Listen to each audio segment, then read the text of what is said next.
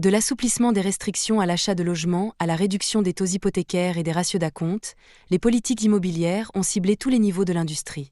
Cela a permis à de nombreuses villes de montrer des signes de stabilisation du marché immobilier.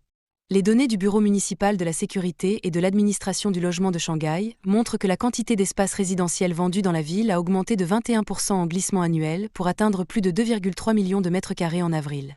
Le marché a fait preuve d'une grande confiance au cours des 2 derniers mois. Au cours de la même période de l'année dernière, les gens vendaient généralement leur logement avant de venir jeter un coup d'œil. Mais cette année, beaucoup d'entre eux choisissent d'abord d'acheter de nouvelles maisons. Ils sont confiants dans leur capacité à vendre leurs anciens logements. La plus grande préoccupation des acheteurs semble être passer du prix à la qualité. La norme nationale révisée pour les projets résidentiels est entrée en vigueur ce mois-ci et exige davantage de logements de haute qualité. Parmi les changements notables, citons le relèvement de la hauteur minimale des plafonds, l'amélioration des normes d'isolation acoustique et l'obligation d'installer des ascenseurs dans les nouveaux bâtiments de 4 étages ou plus. Cela a amélioré la confiance.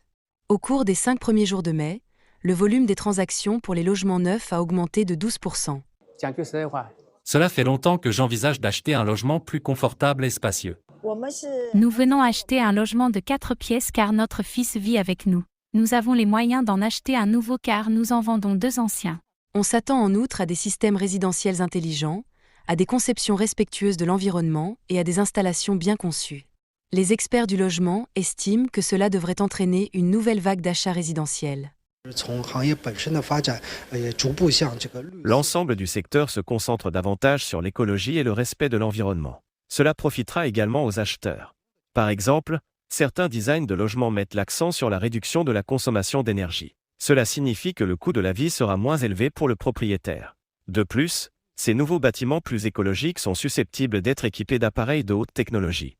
S'il y a plus de produits de haute qualité sur le marché, la demande des acheteurs désireux d'améliorer leurs conditions de logement s'en trouvera sans aucun doute stimulée. Si les normes révisées sont obligatoires pour les nouveaux projets de construction, M. Lou indique que des efforts devraient également être déployés pour améliorer les logements existants afin qu'ils répondent aux critères révisés. Cela pourrait encourager davantage d'achats de logements, ce qui contribuera probablement à la stabilité des prix sur le marché.